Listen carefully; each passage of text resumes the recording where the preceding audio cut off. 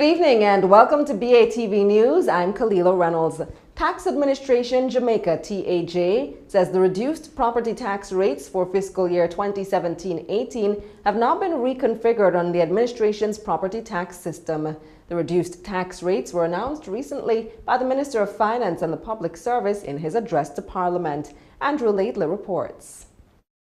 The TAJ says the reduced assessments are now reflected on its website through the property tax online query when making an online payment as well as at tax offices. However, the tax administration is advising owners of strata properties that further work is being done to reflect changes to how the property tax on these properties can be calculated. The TAJ notes that previously the person who owns a strata lot would be liable for the share of the property tax that is calculated on the total value of the entire parcel, and that would mean that the value would fall in a higher band to be taxed at higher rates. But for fiscal year 2017-2018 and subsequent years, the change will allow for the property tax to be calculated on the proprietor's share of the total unimproved value of the parcel. The tax administration says the public will be updated once the assessments on strata properties become available. In the meantime, with the adjustments, a flat tax of $1,000 on all properties valued up to $400,000 is retained. TAJ says this will benefit over 110,000 persons. Above this flat rate, a progressive tax regime with 8 bands ranging from a low of 0.5% to a maximum of 0.9% now applies. This is a reduction in the tax rates previously announced that ranged from 0.8% to a minimum of 1.3% of the land value. The lowered rates are being applied against the 2013 property valuations and will also apply on a graduating scale, allowing property owners to benefit from the rate applicable to each preceding value band. Meanwhile, the TAJ is highlighting the fact that with the reduction in the tax rates, 448,360 or 58% of the 776,487 properties will now see a reduction or no change in their property tax bills for 2017-2018 over what was assessed for the last fiscal year. However, average increases will still be reflected for residential properties of 10%, commercial properties of 58%, agricultural properties of 40% when the tax rates are applied on the 2013 valuations. In the meantime, the TAJ is reminding property owners that mechanisms are still available through which they may object to their property valuation or seek relief from the property tax assessed where special circumstances apply. For BATV News, I'm Andrew Laidley. Meanwhile, the Private Sector Organization of Jamaica, PSOJ, is supporting the call for a property tax amnesty. The recommendation was first made by Government Senator and CEO of Grace Kennedy, Don Webby. The PSOJ says low tax compliance levels have been a feature of property tax revenues, and there is a need for these taxes to address issues such as waste collection, street lights, and maintenance of parks and markets. The PSOJ says as a result of the low compliance levels, these much-needed services have been less than adequate and has caused substantial social and infrastructural challenges. The challenges the organization points out include inadequate funding for regular garbage collection and maintenance of landfills, and currently over $5 billion owing to the Jamaica Public Service Company for streetlights, which results in inadequate lighting in many communities. The PSOJ says, like Mr. Webby, the organization thinks that a practical approach to resolving the compliance issue must involve an amnesty to allow those that owe past due property taxes to make arrangements for the outstanding payments to be made without the fear of any interest or penalty being applied. The PSOJ says it's further recommending that at the end of the amnesty period, the government must intensely pursue anyone who remains non-compliant and take whatever steps necessary to collect the taxes owed within the confines of the law. In the meantime, the two pieces of legislation giving legal authority to the government to impose the new rates of property taxes as well as validate the collection of property taxes from April 1, 2013, were approved by the Senate on Friday. The bills were piloted by Minister of Foreign Affairs and Foreign Trade and Leader of Government Business in the Senate, Kamina Johnson-Smith. The bills were passed without amendments. Opening the debate, Senator Johnson Smith said the government has listened to the real concerns of the tax-paying citizens, and in particular those expressed by pensioners, farmers, small hotel owners, among others. She argued that the current rate structure is a far superior regime than the one that obtained under the previous government. Minister without portfolio in the Ministry of Economic Growth and Job Creation, Dr. Horace Chang, says breadfruit is a viable and underutilized product that could easily have an impact on the export market.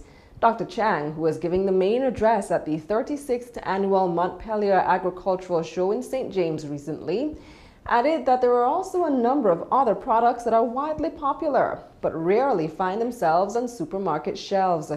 Dr. Chang pointed out that breadfruit makes a very tasty combination with various types of meat and could conceivably do very well in the overseas markets. Meanwhile, Dr. Chang said the government has been initiating a number of policies that should be beneficial in the quest for economic growth, noting that the agriculture sector remains a top priority.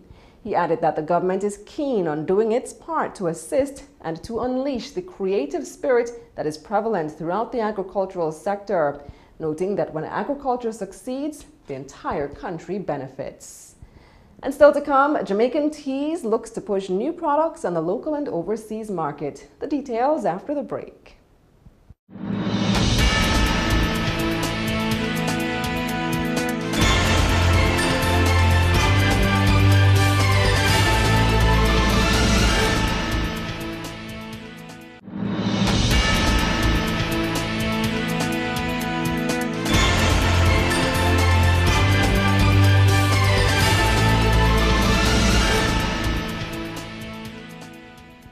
Welcome back. CEO of Jamaican Teas, John Mahfood, says a few of the company's new products have been doing well in local and overseas markets, and the company is trying to capitalize on this. Anthony Morgan reports. John Mahfood says the company is pleased with the progress of its new products, including its new coconut milk mixed with cocoa launched 9 months ago. It's been very successful. It's made locally. We don't make it. We contract it out. It's coconut milk mixed with cocoa, and it really has done well. It tastes very good.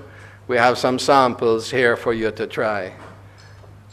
This is a product that could really grow if we are able to nurture it and build it in the local market. The CEO says its dried sorrel line has also been doing well and is to hit the Canadian market soon. It is relatively inexpensive and good value for money. I think we introduced it about mid-year last year, and we sent a sample to our customer in Canada, and they told us, based on the response, that they're going to order 1,000 cases this year, Christmas, for the Jamaicans there. Meanwhile, Mr. Mahfood says the company is also pushing the growth of its instant sorrel product, which is the first of its kind in the world. It's dried like instant coffee. It's made from real sorrel. It's processed and dried, and you can pour it out into water and make a very good tasting, all-natural sorrel drink. So we try to come up with products that are relevant and innovative, not just me too. So this is the only product of its kind that we know of in the world. Not to say it's doing very well, because it's relatively expensive and expensive to make, but these are the types of things we want to do. In the meantime, the Jamaican Teas CEO says the company is also investing in a new soursop-based product. There is a lot of discussion and material about it on the net, and there are people that believe in the value and the benefits of soursop, including Indians. And we launched this product, and it has launched it about a year ago. It's beginning to do well. This is one of the ones in Trinidad that do very well. For BATV News, I'm Anthony Morgan. Acting country manager for Carib Cash Jamaica, Natalia Perch, says the company has big plans for the Jamaican market as they seek to entrench their footprint across the country. She was speaking at the media launch of Carib Cash in Kingston recently. Tanika Bennett reports.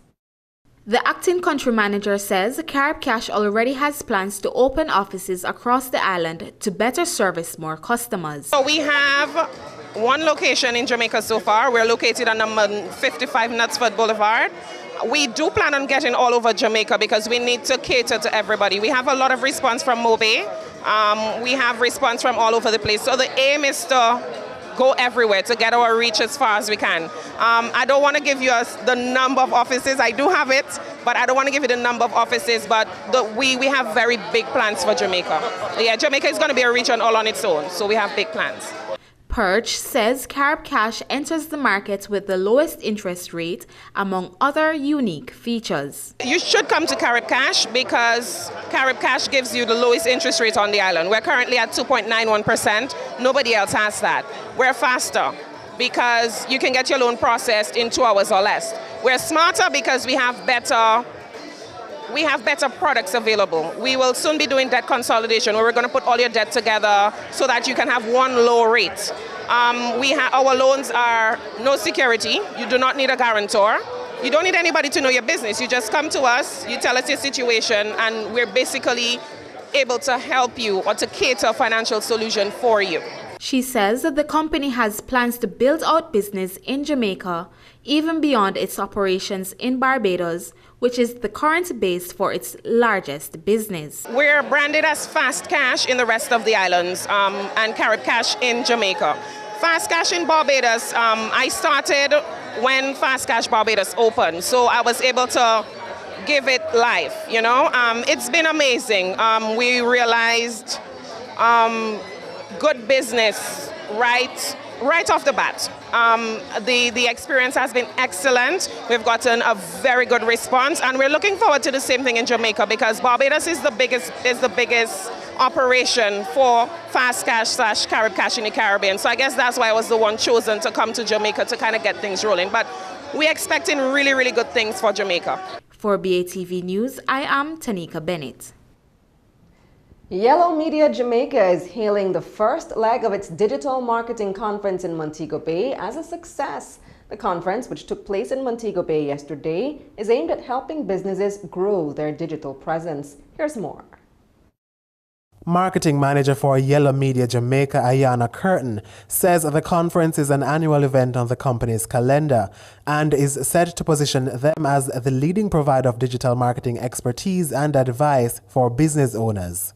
We are in the business of helping businesses heighten their visibility, and we do so utilizing a variety of platforms. Of course, our print directory that we're traditionally known for, and then our digital marketing solutions. And this is an opportunity for us to give business owners and persons who are interested in digital marketing key insights into trends that are happening now in digital marketing, as well as all the solutions that can help their businesses leverage the power of the internet. She says there is a large interest and a need for digital marketing solutions in Jamaica, adding that a lack of it oftentimes prevents a business from maximizing on its full potential. A lot of business owners, while they do possess the creativity to create the products that they need to, set their businesses apart, as well as even provide the service and deliver those services, a lot of them really fall short when it comes to marketing those products and incredible services that they offer.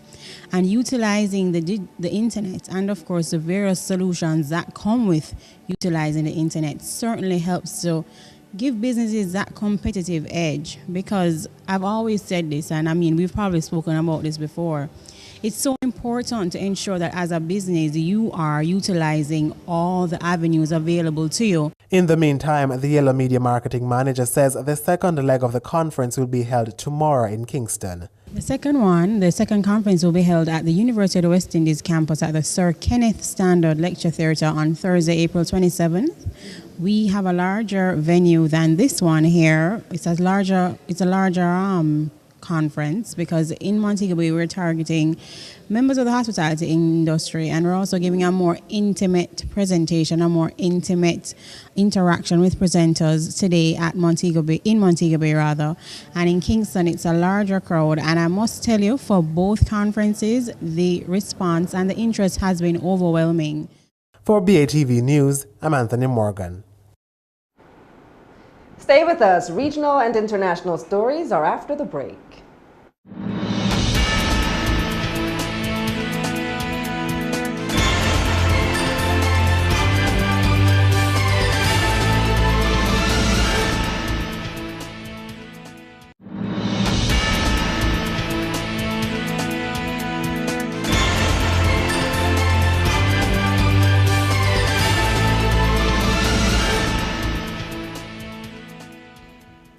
Welcome back. It's time for regional and international news.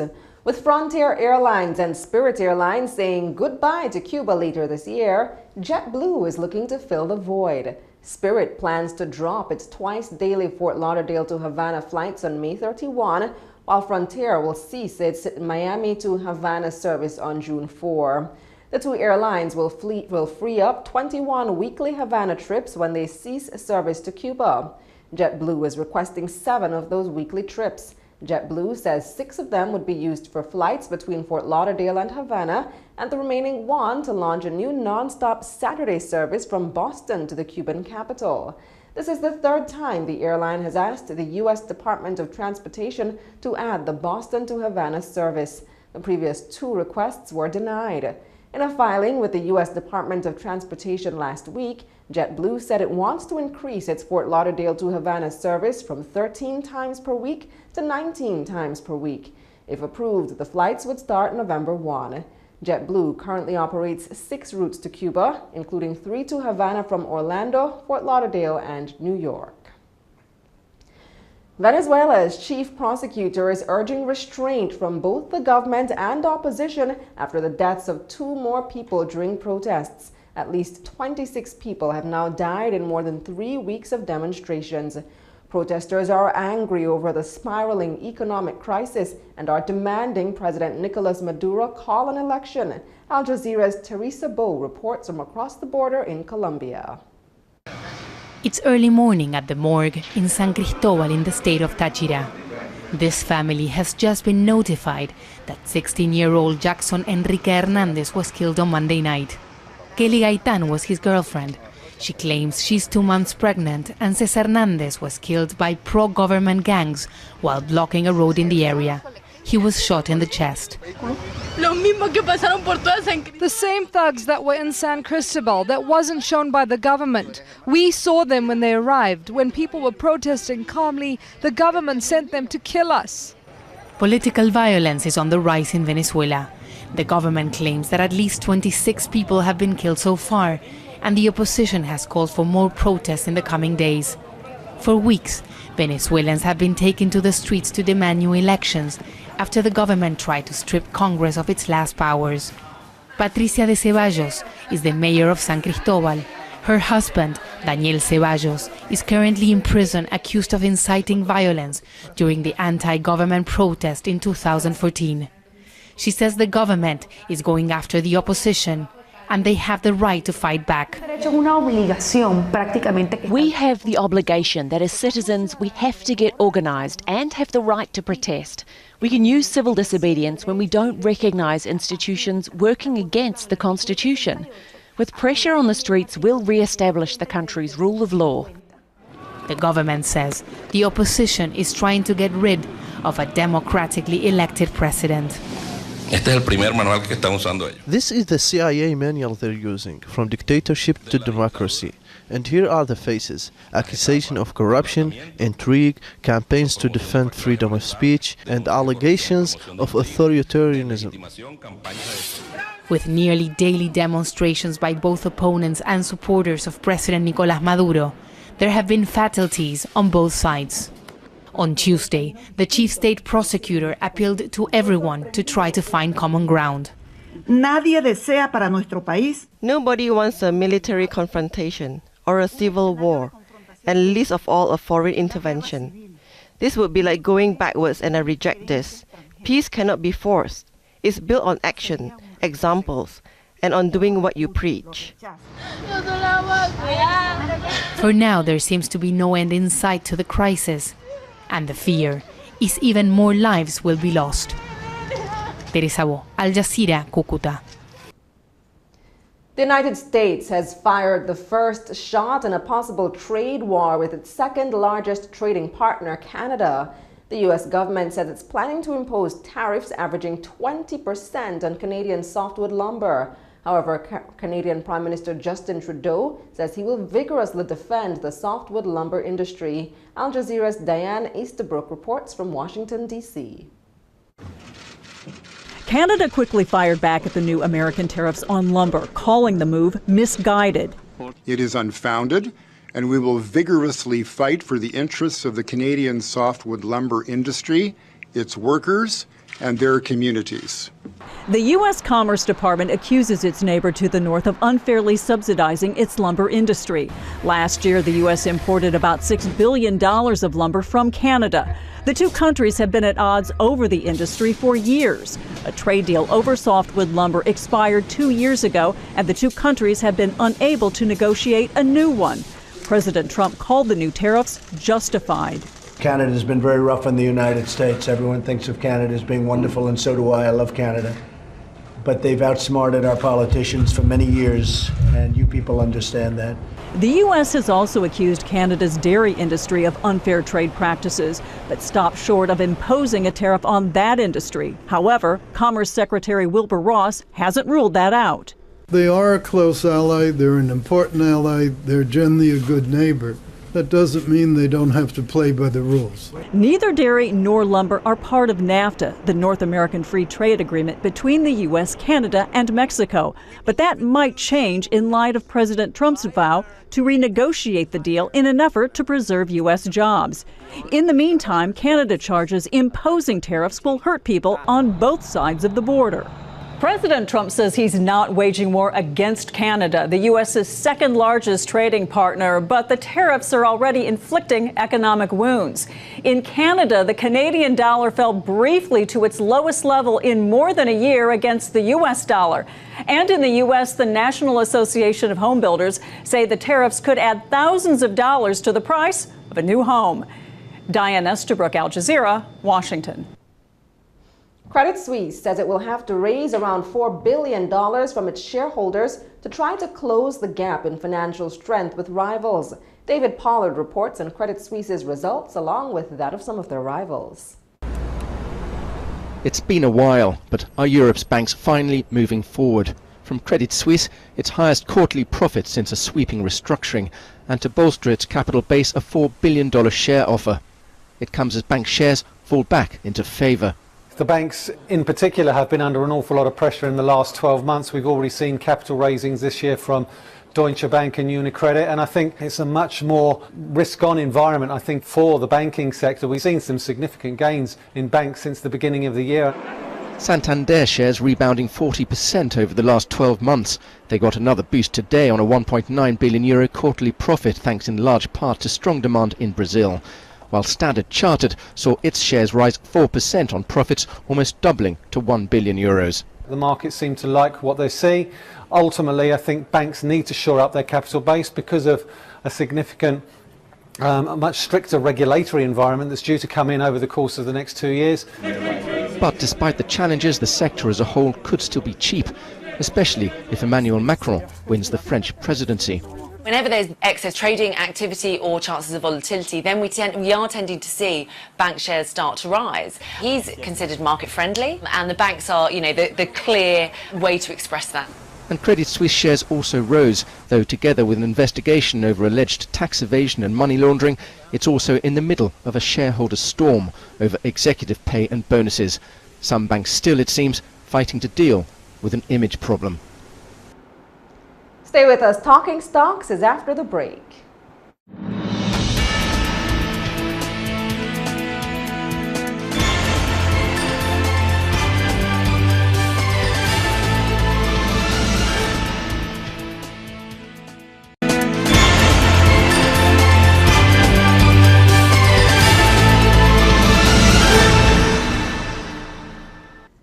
Welcome back. It's time now for Talking Stocks. 43 stocks traded today, of which 15 advanced, 21 declined, and 7 traded firm. The main JSE index declined by 930 points to close at 225,857 points. The junior index advanced by 43 points to close at 3,247. Over 4 million units traded, valued at more than $60 million on the Jamaican dollar market. And on the U.S. dollar market, over 168,000 units traded, valued at over $50,000 US dollars. Jamaica Broilers Group, with over 1 million units changing hands, accounted for 24% of market volume. Jamaican Teas was second with over 500,000 units trading. Lasco Manufacturing, with over 359,000 units, accounted for 8% of market volume crossing the floor. Key Insurance Company was the top advancer, up 90 cents to close at $3.95, followed by Lasco Manufacturing, up 51 cents to close at $6.10, and Lasco Financial, up 24 cents to close at $4.75. The main decliners were JMMB Group, losing 20 cents to close at $1.30, followed by Lasco Manufacturing, followed by AMG Packaging and Paper, down 35 cents to close at $4.94, and Siboney Group down a cent to close at $18. And that's the news. But before we go, a recap of our top story. Tax Administration Jamaica, TAJ, says the reduced property tax rates for fiscal year 2017-18 have now been reconfigured on the administration's property tax system, and customers can now make those payments online. Thanks for watching. For more content, visit our website at batvja.com. I'm Kalila Reynolds. Pleasant viewing.